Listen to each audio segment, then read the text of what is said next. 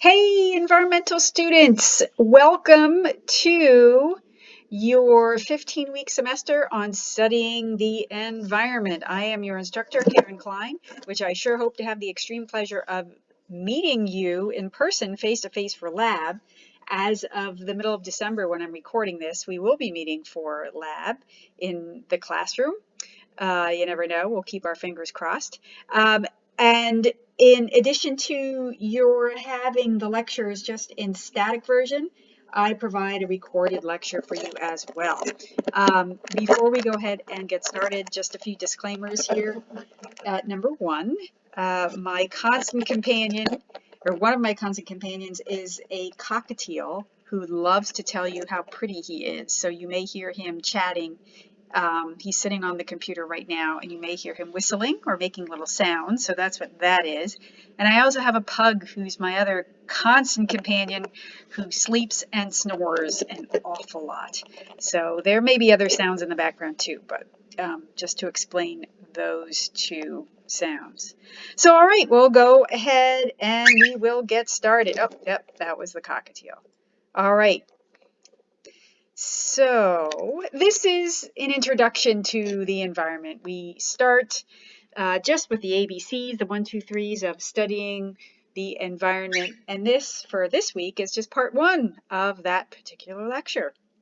Now, each lecture begins with the learning objectives, the things that you should get out of this lecture, what you should know by the end of it, and you'll see this on your Blackboard page as well.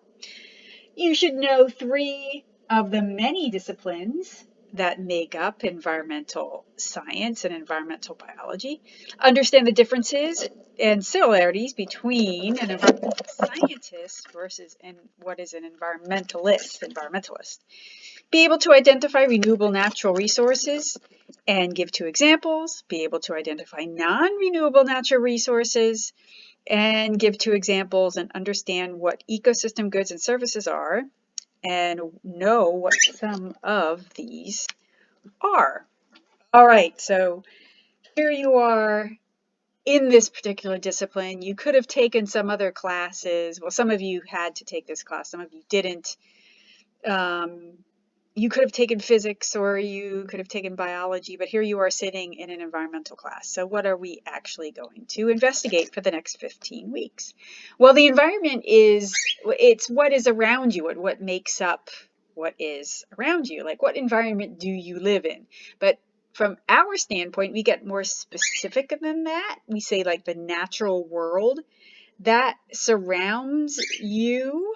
The air, water, minerals, organisms, all those things that make up what surrounds and affects any given organism at any given time.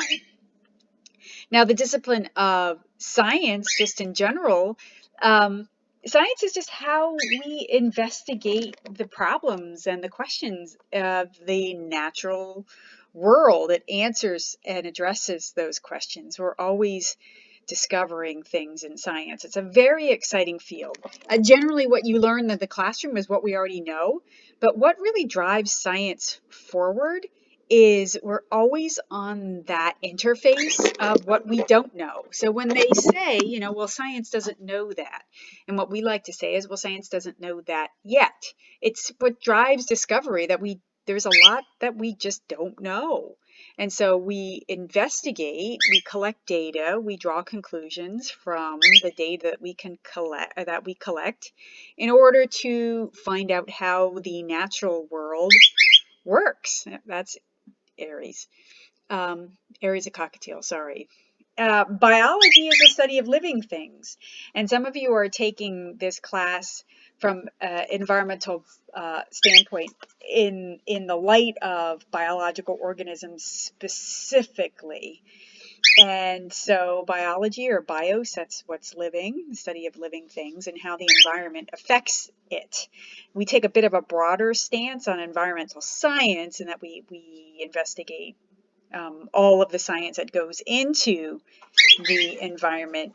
And there certainly is a lot of that, for sure. I mean, you can see it's just this amalgam of so many other disciplines that go into the field of environmental science.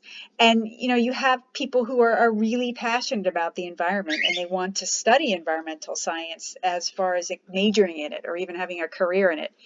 And I'm in charge of that part of, or that division of the college for the environmental science majors. And so I'll ask them, what part of the environment do you want to study? Rocks, like geology? Do you want to study water? Study how streams work, or even water resources and addressing water pollution? Do you want to study the atmosphere?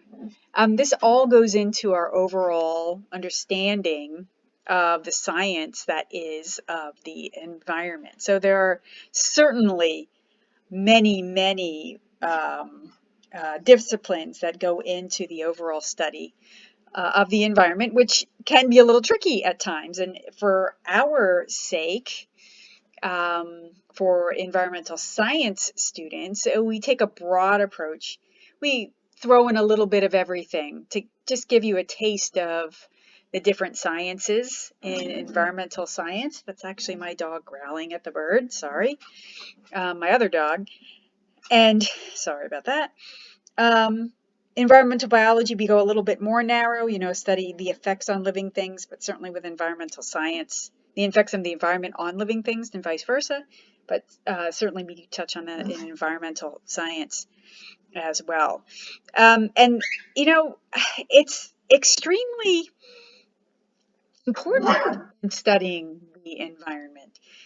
It's something, I know you're studying it because you're taking this class, but I liken it, like the analogy to that, this is where we live. You may live in the middle of a city, like the middle of Easton or Allentown, or you maybe have lived in a bigger city like New York City, and you may think that you're somewhat removed from like the environment. Sometimes people think like the environment only includes places you may visit, like the woods or the ocean, but the environment is all around us, and it's the planet, it's our home, and understanding how that works is just as important as understanding how your car works. I mean, how you work, how your own health, Benny, please, how your own health is affected.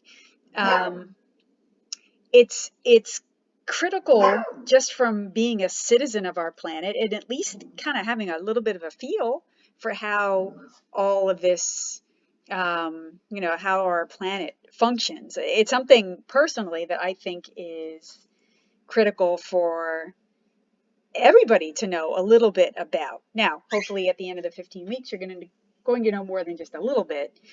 But nonetheless, I mean, I kind of liken it to, if you do own a car, like it's really good to know, and you see the picture there, how to change a tire, so you know how to fix that, or how to, I know some of you might be from New Jersey, but most of us have to fill up our own gas tank. If you have a car, how to fill up your own gas tank, how to, or if you own a home or live in a home, like where is the hot water heater, and can you fix a clogged toilet? Even if it's just the basics, it's really important to know. The other bit about this is that it's really important understanding how natural systems work on our planet. So when they function in a healthy way, when they function normally. So that way, like, you can recognize if there's something wrong, and then you will know how to fix that problem, be part of the solution, or why you're doing what you're doing to fix the problem. In, the same way, if you're in medical school, or future physicians in medical school learn about how the body functions in a healthy way, so they can recognize disease, and then they can not only diagnose and recognize disease, but then they know how to cure it. And it's okay, I guess, we can't all be doctors, but we know if we have a headache, we can take some Tylenol and that will feel better. we don't have to run to the doctor every time something is desperately wrong. And you taking a course about the environment is, again, I'm still using analogies here, is that, if you're not going to be a professional environmental scientist, it's really them who come up with the solutions. But at least if you recognize there's something wrong, there's something you could do about it. It's a collective effort to keep our planet healthy so we can continue living here. Since, as much as I'm a big fan of the idea of terraforming Mars, that is making Mars habitable, like a plan B or planet B, it's a far way off. And boy, we should probably look to making sure our planet is in good shape for us to stay here before we just go ahead and put all our eggs in the basket of, well, we'll just go to another planet if we really mess things up here. It's better to we can do both, but it's better to make sure our planet remains habitable as well. Now, just from a standpoint of the Earth, I mean, the Earth is a pretty hostile place. Sure, there's like millions of species of living things that are currently here and that have been here in the millions, billions of years our planet has been around. But it's rough. I mean, Earth is trying to knock us out on its own between the tornadoes and the earthquakes and volcanoes, etc. But hate to say it, I mean, we're not helping much here from a standpoint of the human-induced or exacerbated environmental situations and problems.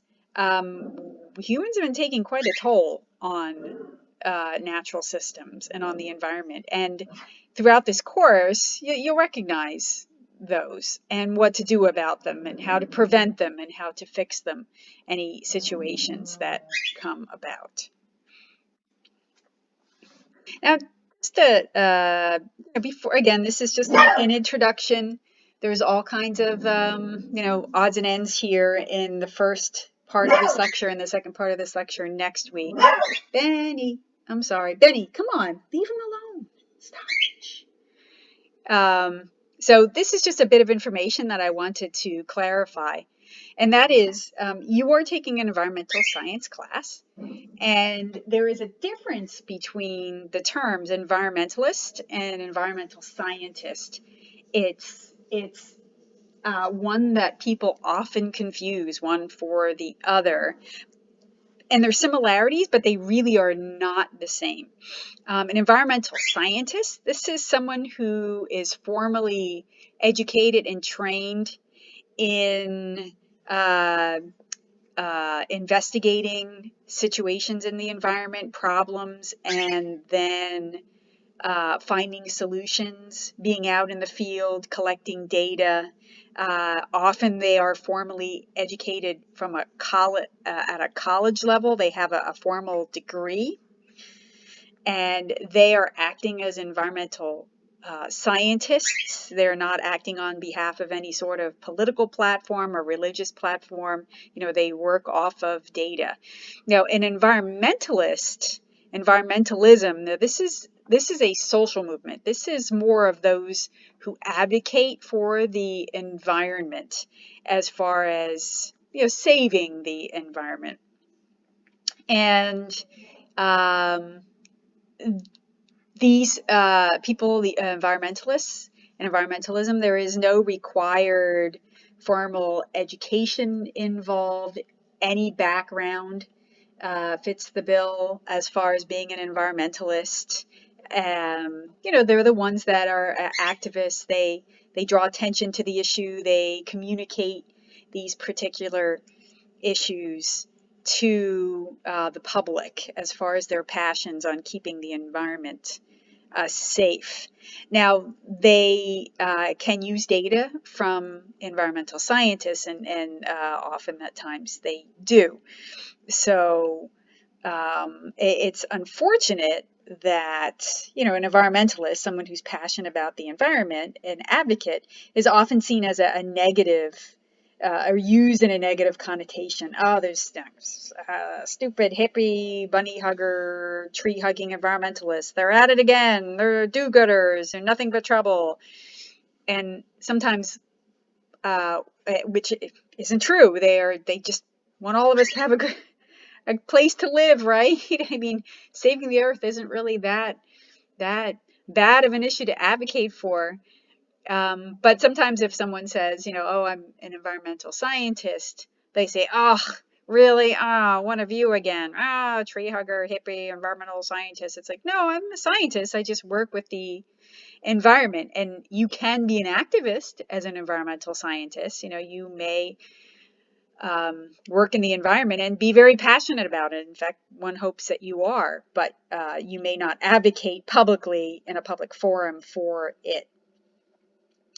And so it's unfortunate because some of the legitimate work done by environmental scientists will get minimized because they're put in the same basket as people who think that environmentalists are just troublemakers. And that's something that we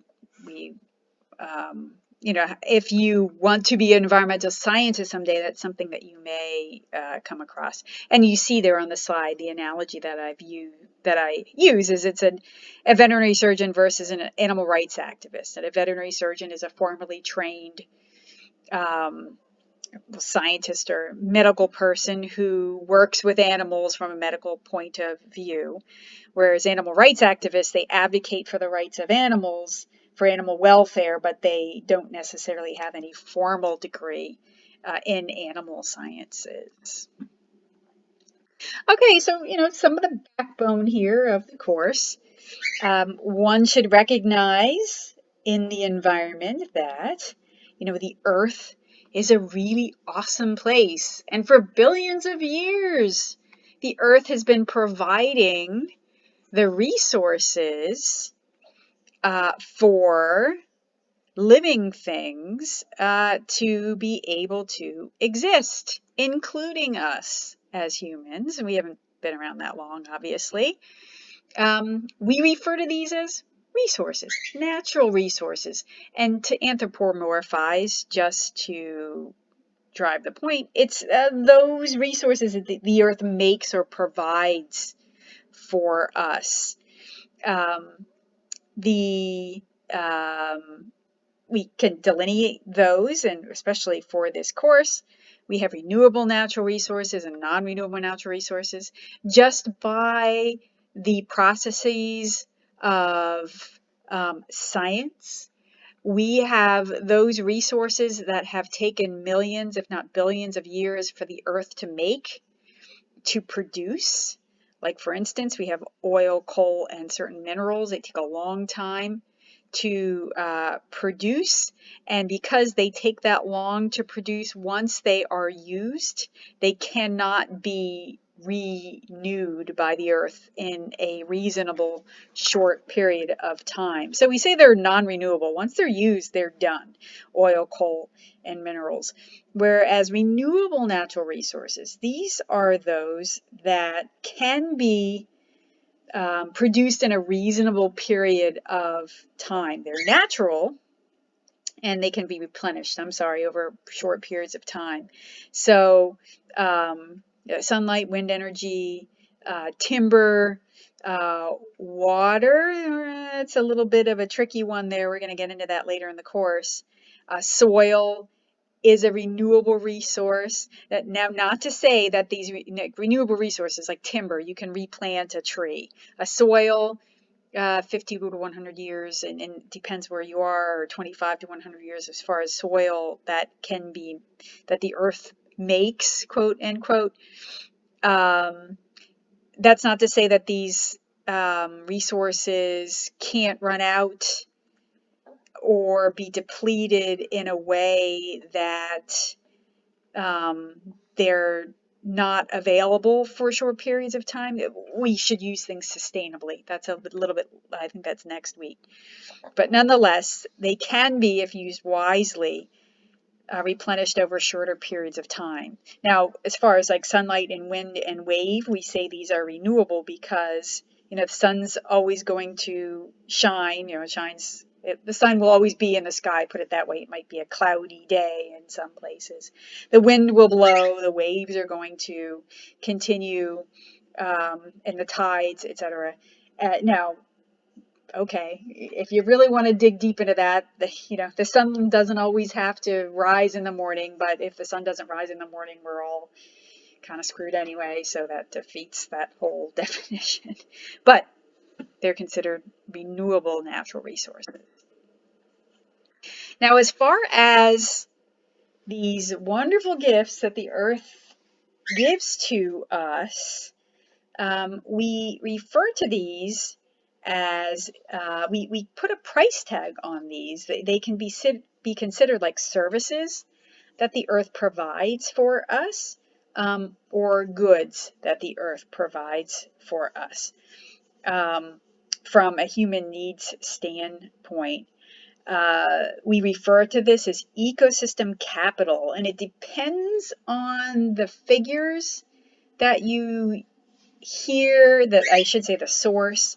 But if we do put dollar amounts on what these healthy ecosystems provide for us from the standpoint of goods and services, it's trillions of dollars. Like anywhere they say between 12 trillion and 60 trillion, upward to $100 trillion every year that these ecosystems services provide for us, whether they are goods or services.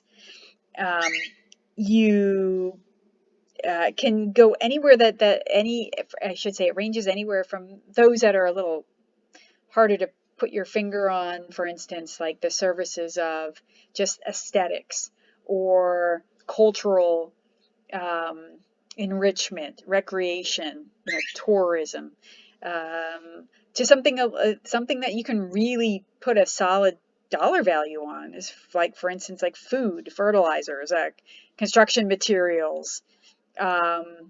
There's services like climate regulation, water nutrient cycling, erosion control, wildlife habitat. Now, keep in mind that ecosystems can only provide these services for humankind if ecosystems are healthy.